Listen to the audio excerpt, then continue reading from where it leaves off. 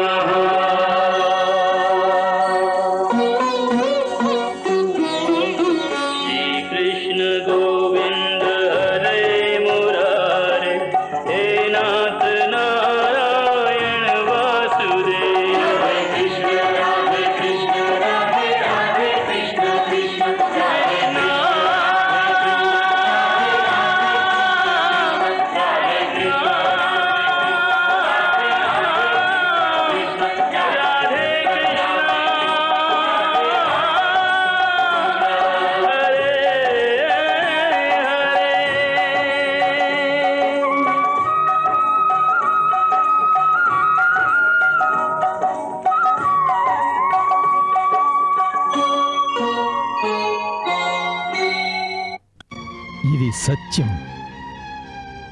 నీవు కుంతీ పుత్రుడవు. నేటి వరకు ఆమె అందరి సమక్షంలో నిన్ను ఎందుకు స్వీకరించలేదు?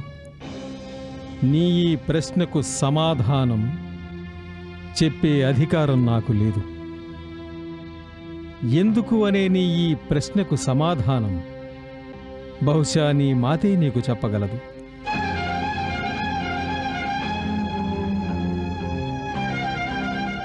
నేనిదంతా నీకు చెప్పడానికి కారణం, ఈ యుద్ధంలో జరగబోయే వినాశనాన్ని నేను ఆపాలనుకుంటున్నాను. ఇదే నా ధర్మం. నాకు తెలుసు నువ్వు నా మాటలని విశ్వసించటం లేదని. కానీ నాకు ఇది కూడా తెలుసు, నీ ఆత్మజ్ఞానమే నీకు సత్యాన్ని తెలియజేస్తుందని.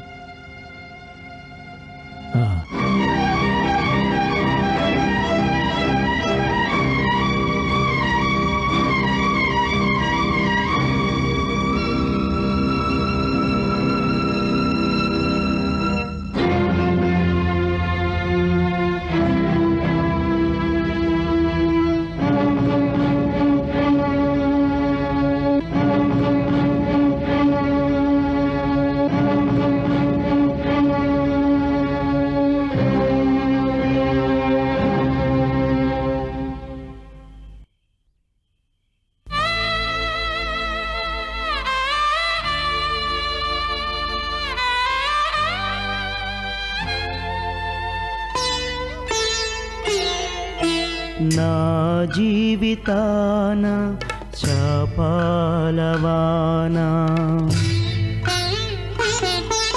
ఇలా వాస్తవాలు ననే శాసించున. నా జీవితాన శాపాలవానా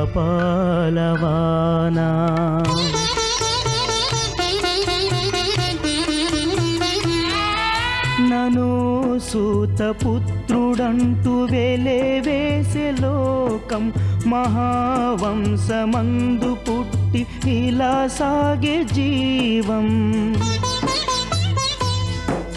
ఎలా దాచుకున్నదో ఆ మాతృమూర్తి ప్రేమ ఎలా వదిలేను ప్రేమ వీడితాను నన్ను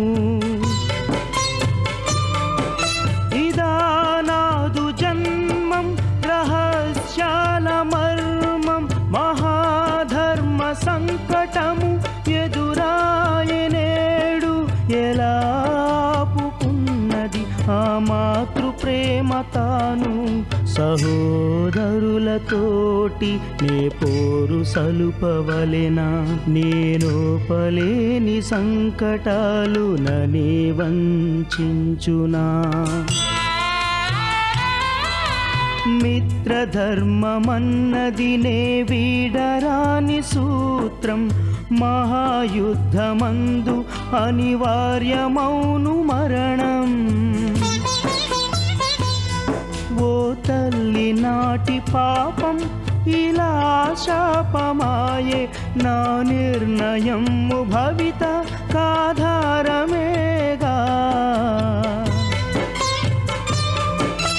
నా ధర్మమేదో సూచించు దైవం నా ధర్మమేదో సూచించు దైవం ఇలా వాస్తవాలు ననే శాసించున ఎలా సాగనుందో రానున్న కాలం ఏమౌను ఏమో గాని ఇదే మాయాజాలం పార్థుండు వేచియుండే సాధించగ విజయం రేపు తెలియబోతుంది సమరమందు నిజము ఇదే కదా దైవము ఆడుతున్న ఆట ఆటలో ఎవరు మిగలబోవువారు నిశ్చయించుకుంది తన మనసు నిండు లక్ష్యం మహాయుద్ధమందు గాంధీవికి జయము సదాలోకమందు ఇదే సాగుతుంది విధికి ఎదురు ఇదే పరిస్థితులు సాగే ఇదే దైవలీల విధే వింత హేలా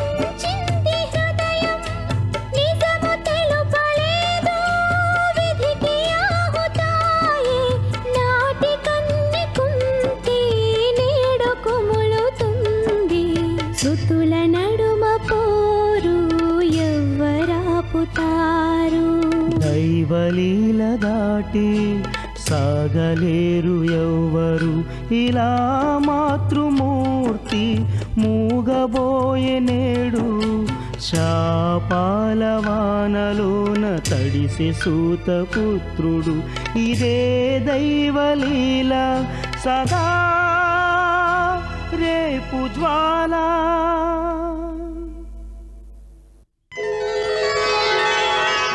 కాశ్యపేయం మహాద్యుతిం తమోరిం సర్వపాపఘ్నం ప్రణతోస్మి దివాకరం.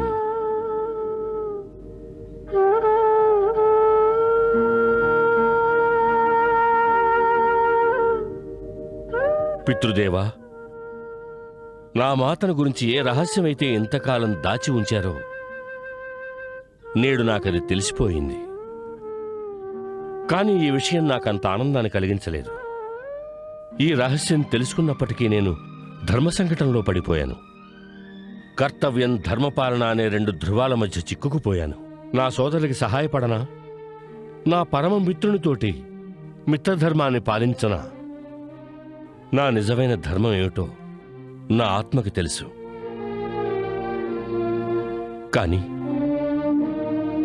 కానీ భావనావేగంతో నా మనసు తడబాటుకు గురవుతోంది. పితృదేవా, నీ కుమారునకు శక్తినివ్వు. నా కర్తవ్య ధర్మాన్నించి తప్పిపోకుండా నా మిత్రధర్మాన్ని నేను పాటించాలి. తమ శిరస్సుని గర్వంతో పైకెత్తుకోవాలి. నన్ను అలా ఆశీర్వదించండి.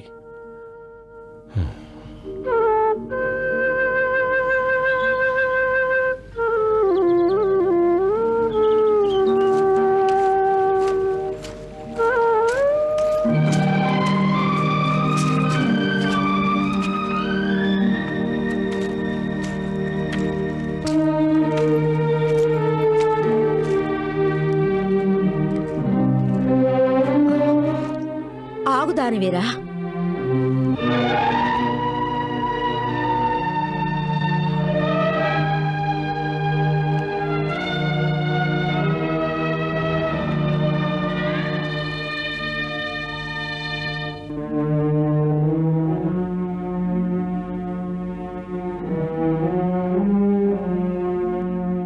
రాజమాత కుంత్య. రాజమాతను కాను, కేవలం మాతని. నేడు నీ ముందు కొంగు చాచి నిన్ను భిక్ష అర్థిస్తోంది. రాజమాతకు తన కొంగు చాచి భిక్ష యాచించవలసిన అవసరం ఏమున్నది?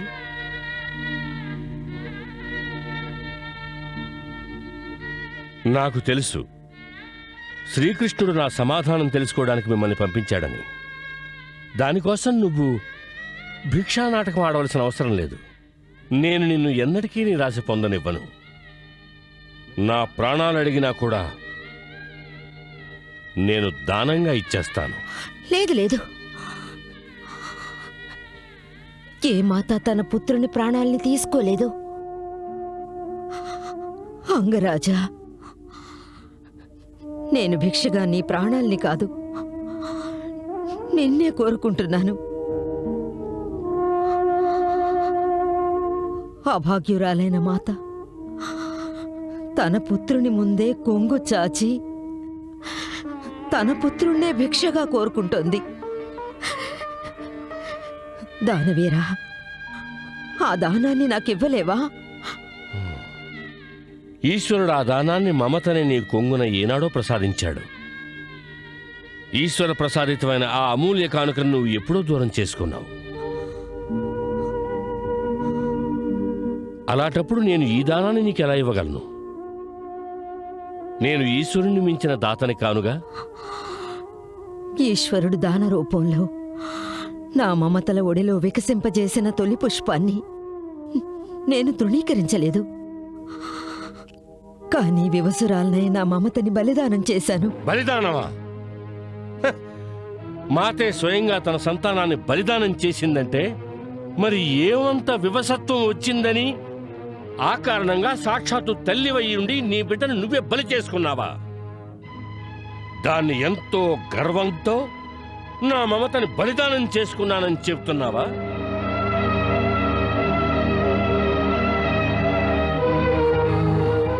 నాకు తెలుసు, ఈ ప్రశ్న ఎన్నో ఏళ్లుగా నీ మనసులో రగులుతోందని, సమాధానం నేటి వరకు లభించలేదని. ఎలా లభిస్తుంది?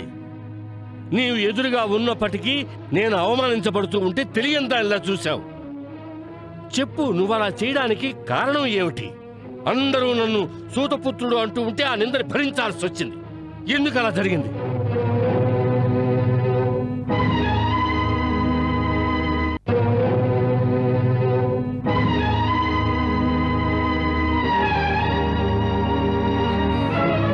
ఇప్పుడు నీవు తెలుసుకున్నది సరిపోలేదా నీకు? నేను నీ మాతనని, నీవు నా పుత్రుడువని. ఎలా సరిపోతుంది? మాతంటే కేవలం పేరుకు మాత్రమే కాదు, మమతతో కూడిన ఒక బాధ్యత ఉంటుంది. బాధ్యత. తన సంతానానికి తన ప్రేమాభిమానాల్ని పంచడం అనే బాధ్యత, తన సంతానాన్ని ప్రతి సంకటం నుంచి కాపాడడం అనే బాధ్యత. అంతేగాని తన సంతానాన్ని ప్రపంచంలోని కష్టాలకు అప్పగించడం కాదు బాధ్యత. మాతృధర్మాన్ని సరిగ్గా నిర్వర్తించలేదు, కానీ ఇప్పుడు తల్లిగా అధికారం చెలాయించడానికి వచ్చావు. ఏ ముఖం పెట్టుకుని చెలాయిస్తున్నావు ఈ అధికారాన్ని? ఇవన్నీ తెలిసిండి కూడా నాకు నా తల్లిదండ్రులు ఉన్నప్పటికీ నేను నా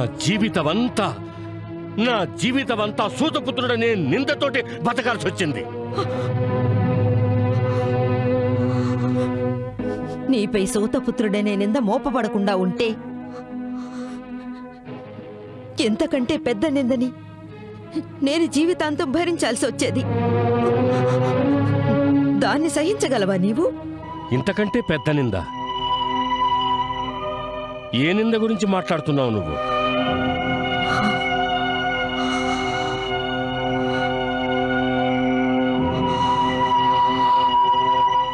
అదే నింద.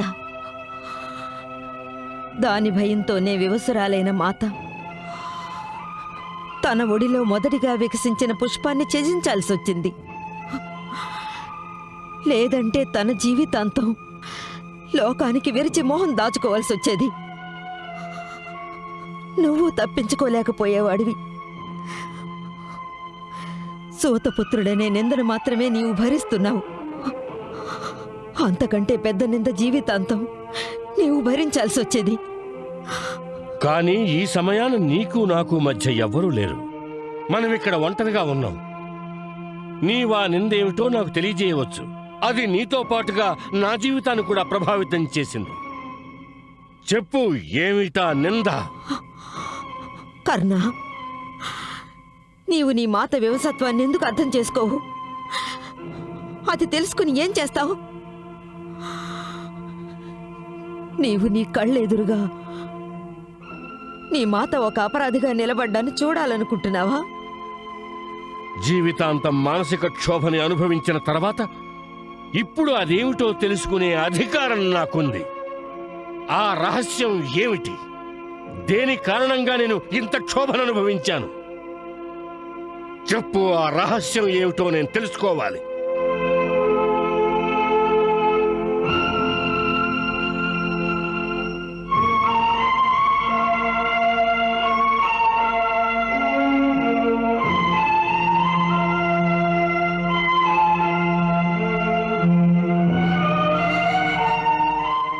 పుత్ర,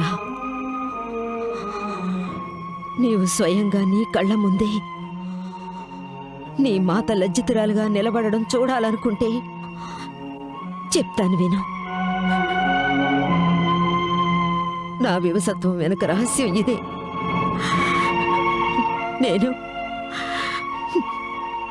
నేను నీకు నా కన్యావస్థలోనే జన్మనిచ్చాను. లేదు, లేదు. అవును, నీవు నాకు జన్మించిన సమయంలో నేను వివాహితురాల్ని కాను. లేదు, లేదు. లేదు, లేదు.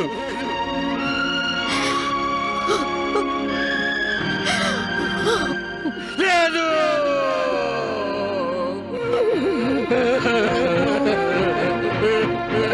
లేదు, లేదు.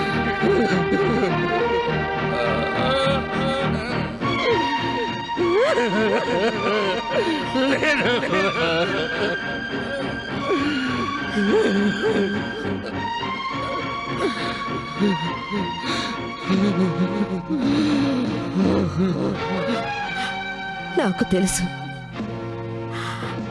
నీవి చేదు నిజాన్ని విని తట్టుకోలేవని.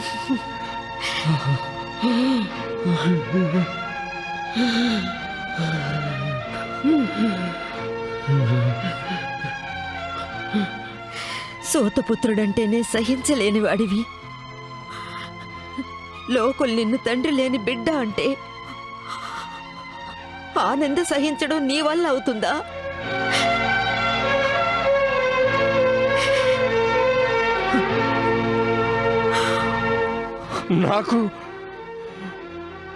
నాకు నా తల్లెవరనే సత్యం తెలియకుండా ఉండాల్సింది.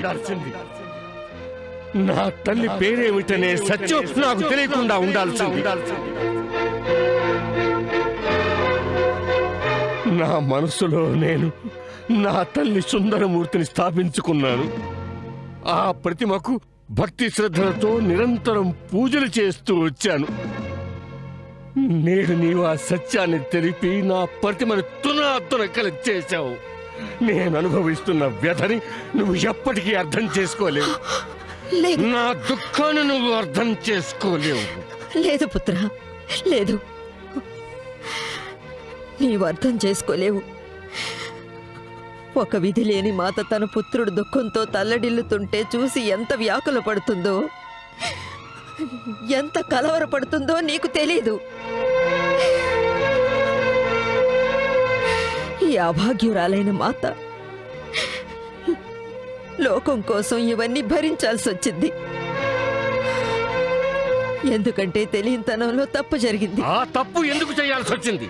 దానివల్ల ఆ బాలుడు జీవితాంతం ఖడ్గధారణ మీద నడవాల్సి వచ్చింది. చెప్పు. ఆ తప్పుకు నేను భారీ మూల్యాన్ని చెల్లించుకోవాల్సి వచ్చింది. నా పుత్రుని దృష్టిలోనే చులకనైపోయాను. కానీ పుత్ర, ఆ తప్పు కేవలం పసితనపు తప్పు. పసితనపు తప్ప? అవును. పాకే వయసులో ఒక చిన్న బాలకుడు అజ్ఞానంతో భగభగమండే అగ్నిజ్వాలలను పట్టుకుని తప్పు చేస్తాడు. తన చేతుల్ని కాల్చుకుంటాడు. అలాగే నేను అగ్నిని పట్టుకునే తప్పు చేశాను. నేను బాలికగా ఉన్నప్పుడు ఆ సమయాన నేను దూర్వాస మహర్షికి సేవ చేశాను. అందుకు ప్రసన్నుడై నాకు 5 దేవతల మంత్రాల్ని ఉపదేశించి ఇలా చెప్పాడు: నేను ఎవరి మంత్రమును జపిస్తానో ఆ దేవత వంటి తేజస్సు గల పుత్రుడు జన్మిస్తాడని. ఉదయాన నేను సూర్యుణ్ణి చూసినప్పుడు నా అమాయకమైన మనసులో ఒక విచిత్రమైన ఆలోచన కలిగింది. ఈ మంత్రంలోని సత్యమేంటో చూద్దాం అనుకున్నాను. అప్పుడు నేను ఆ మంత్రాన్ని జపించాను.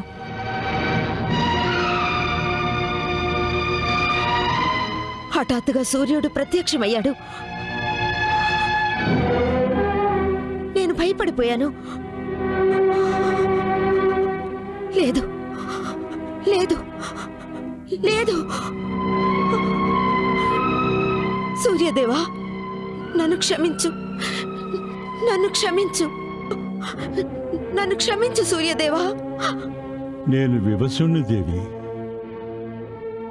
ఎందుకంటే నా దర్శనం ఎన్నడూ నిష్ఫలం కాదు.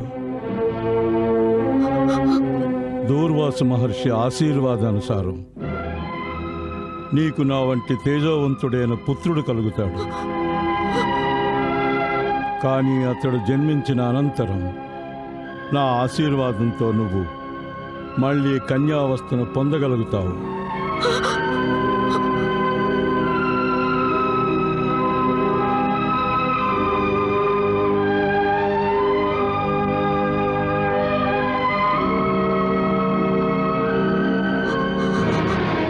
ఆ మంత్ర పరిణామ రూపంగా నీవు జన్మించినప్పుడు నేను చాలా భయపడ్డాను. కన్యావస్థలోనే మాతనై లోకానికి నా వివసత్వాన్ని చెప్పలేను. చెప్పినా ఈ లోకం నన్ను సహృదయంతో ఆదరించదు. అందుకే లోకాపవాదానికి భయపడి నా మమకారాన్ని త్యాగం చేసుకున్నాను. ఇదే కనుక నిజమైతే నన్ను ప్రాణాలతోటి ఎందుకు ఉంచావు?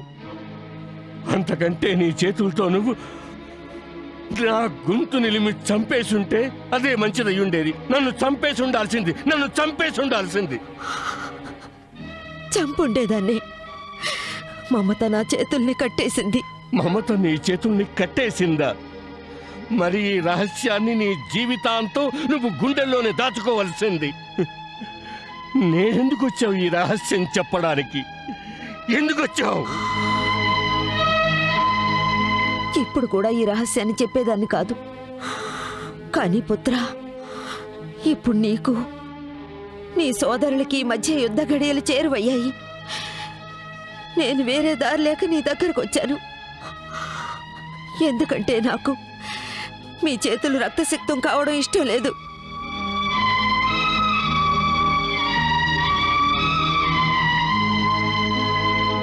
నేటి నుంచి నేను కౌరవ సేనకి సేనాపతినని నీకు తెలుసుగా? తెలుసు. నేడు సేనాపతి పదవితో యుద్ధాన్ని నిర్వహించే మొదటి దినం. తెలుసు. ఇక నువ్వు రాజమాతవి. ఆ, నీవు నాకు తల్లివి. అవును. రాజమాత తన పుత్రులు యుద్ధానికి వెళ్తుండగా వారి కాళ్ళని మమతనే సంకెళ్లతో బంధించదని కూడా నీకు తెలుసు. అదే క్షత్రియుల గొప్పదనం. అది నీకు తెలుసుగా? తెలుసు. నాకొక క్షత్రియ మాత వలె ఆశీర్వాదాన్నివ్వు. నేను మమతానురాగాల మోహంలో పడకుండా నా కర్తవ్య పథంలో దృఢంగా ముందుకు సాగాలని, అలాగే శత్రువుల్ని అంతం చేసి విజయాన్ని సాధించాలని. అదే నీతో చెప్పాలని వచ్చాను పుత్ర. నీ కర్తవ్య పథంలో ముందుకు సాగు. నీ కర్తవ్యం నీ సోదరులకు అండగా ఉండాలి. వారి శత్రువైన దుర్యోధనుడికి కాదు. దుర్యోధనుడు పాండవులకి శత్రువు కావచ్చు, కానీ నా శత్రువు కాదుగా. అతడు నాకు మిత్రుడు, పరమమిత్రుడు. మాతా, నీవు నన్ను పాలిచ్చి పెంచలేదుగా, అందువల్ల ఆ రుణం తీర్చుకోవాల్సిన అవసరం నాకు లేదు. కానీ నేను దుర్యోధనుడి ఉప్పు తిన్న రుణం తీర్చుకోవాలి. ఉప్పు తిన్న రుణమే కాదు, అసంఖ్యాకమైన ఉపకారాలు దుర్యోధనుడు చేశాడు. నేను నా జీవితమంతా దుర్యోధనుడికి రుణపడి ఉంటాను. ఆఖరికి గౌరవ మర్యాదలు కూడా దుర్యోధనుడు ప్రసాదించినవే. నా రక్తంలోని ప్రతి బిందువు దుర్యోధనుడికి రుణపడి ఉంది.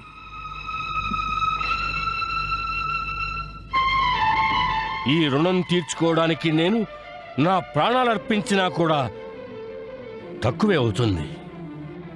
అలాంటి మిత్రుడికి నీవు నన్ను ద్రోహం చేయమని ఉపదేశం ఇస్తున్నావా? నువ్వు ఒక తల్లివేనా?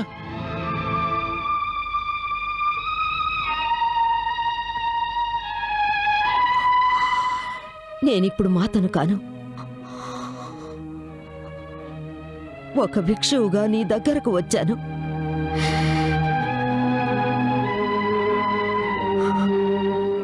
కర్ణుడెప్పుడు యాచకుల్ని రిక్తహస్తాలతో తిరిగి పంపించడని నేను విన్నాను. కానీ నేడు ఇప్పుడు నీ ఎదుట నేను జోలె పట్టుకుని నిలబడి ఉంటే నీవు రిక్తహస్తాలతో వెనక్కి పంపిస్తావా? నువ్వేం దానవీరుడివి. నేను నిన్ను రిక్తహస్తాలతో పంపించను మాత. నేను నీ జోలెలో నీ నలుగురు పుత్రుల జీవితాల్ని దానం చేస్తున్నాను. నేను నీకు మాట ఇస్తున్నాను. నేను అర్జునుణ్ణి తప్ప మిగిలిన ఏ పాండు కుమారుణ్ణి వధించను. అర్జునుణ్ణి తప్ప?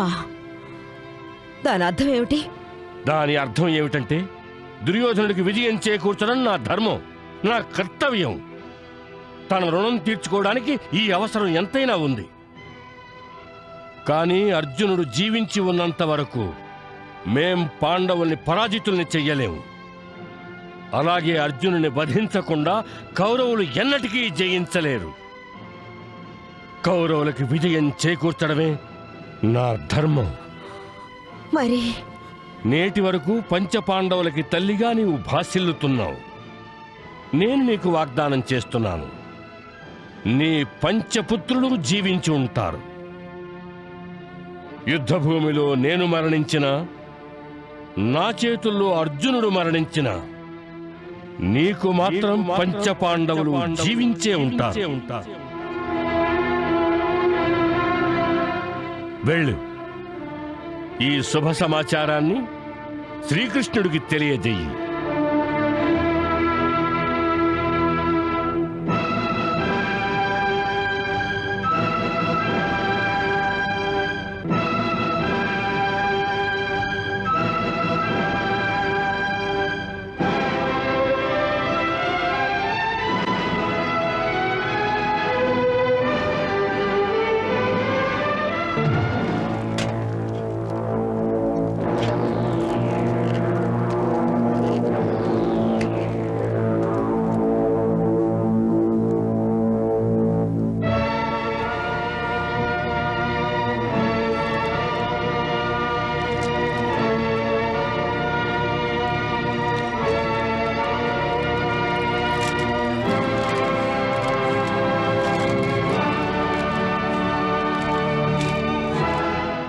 అంగరాజా, కర్ణ, యువరాజా నీవా?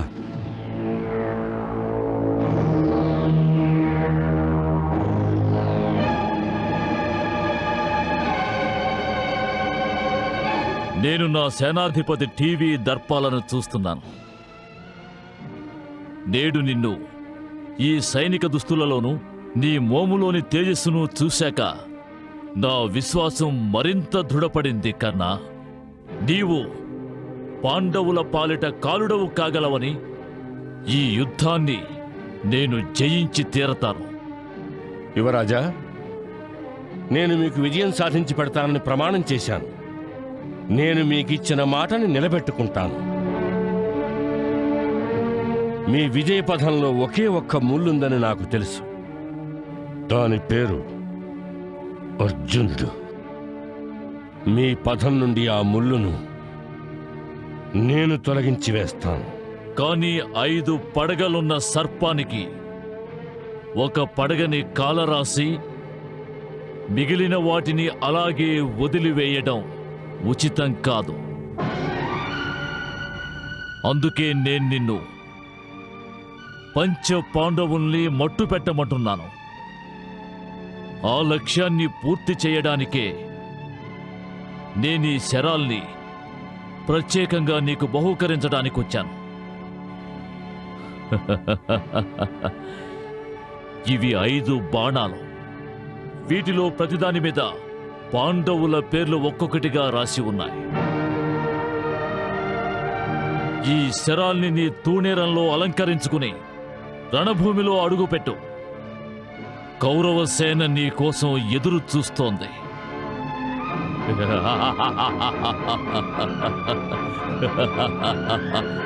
ఇదిగో తీసుకో కర్ణ.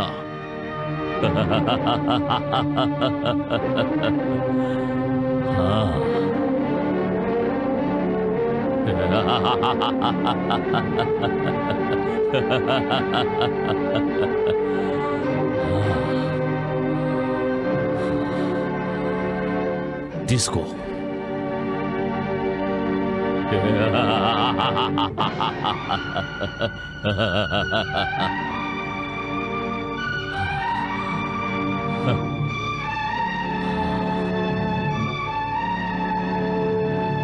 తీసుకో.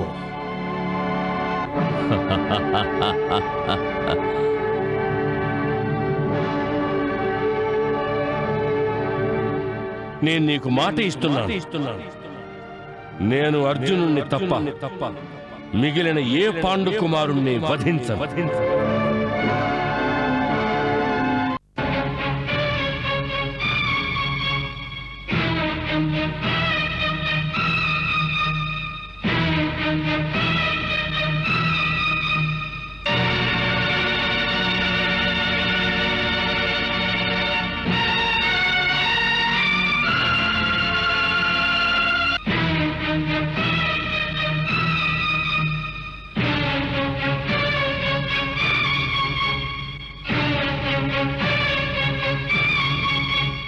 పార్థ,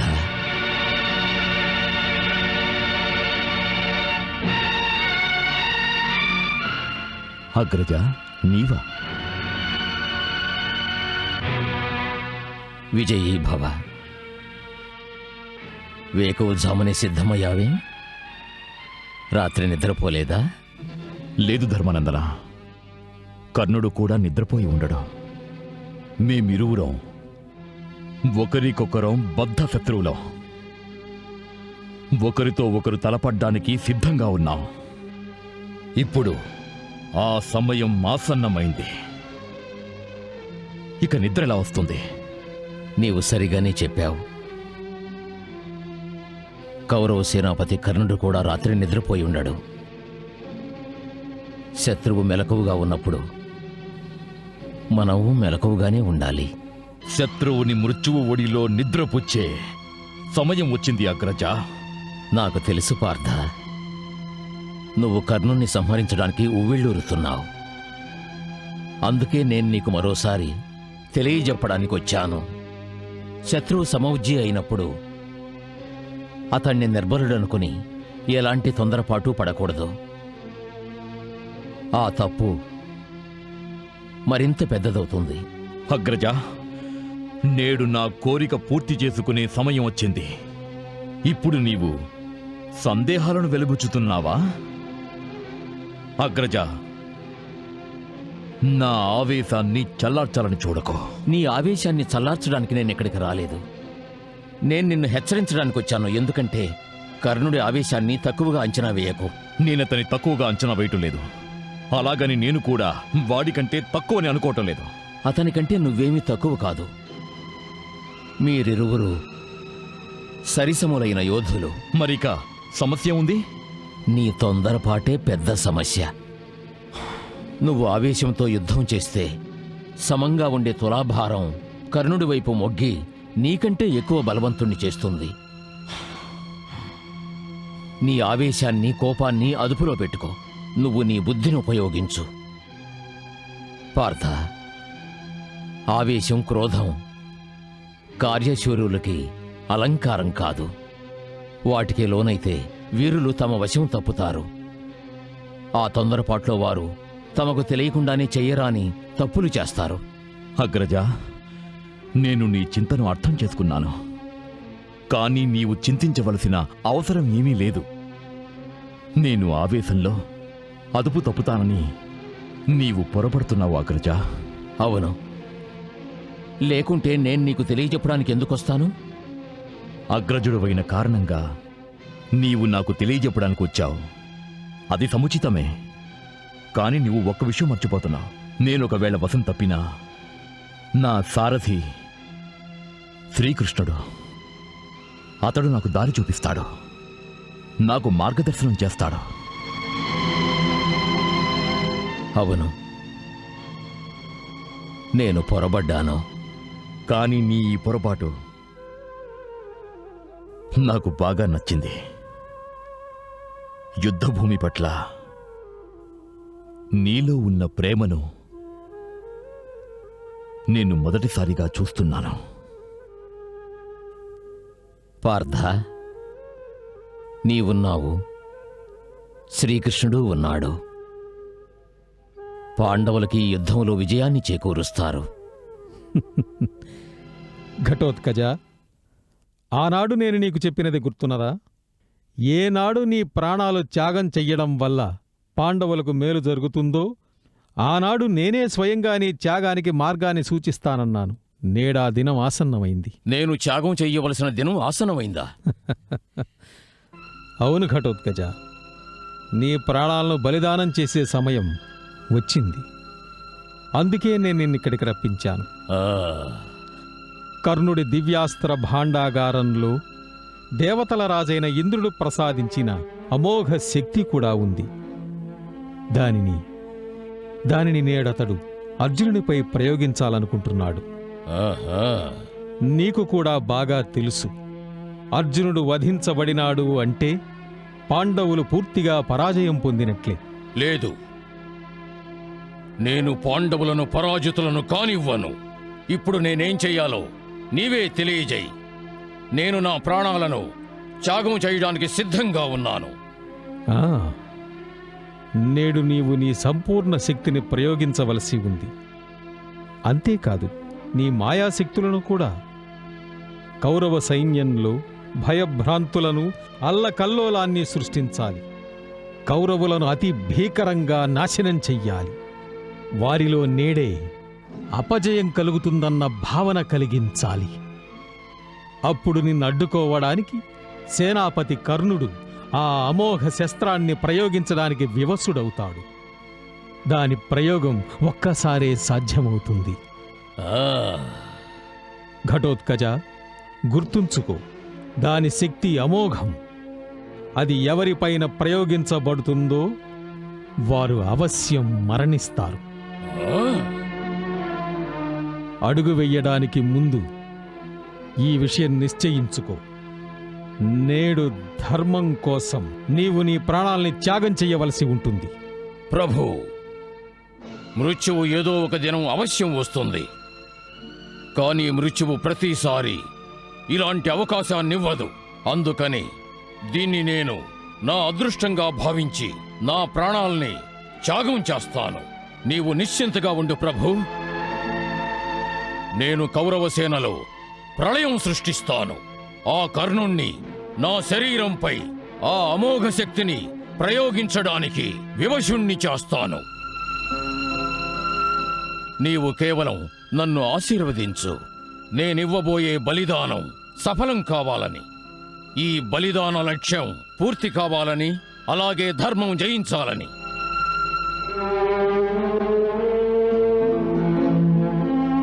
తథాస్తు.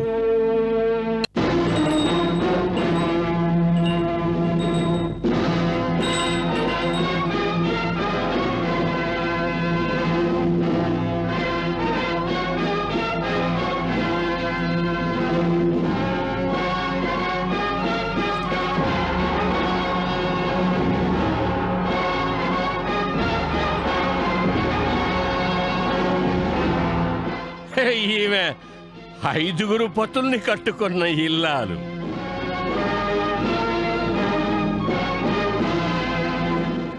ఐదుగురు కాకుండా 6వ వాడుంటే మిన్ను విరిగి మీదేం పడదుగా.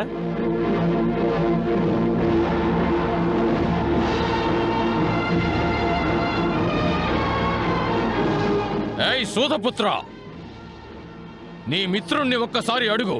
అతడు అతిరథ పుత్రుడేనా లేక ఇంకెవరికైనా పుత్రుడా? నేను మరెవరి పుత్రుడను కాను భీమసేన. నీవు కౌంతేయుడవు. నీవు పాండుపుత్రుడవు. పంచ పాండవులు నీ అనుజులు.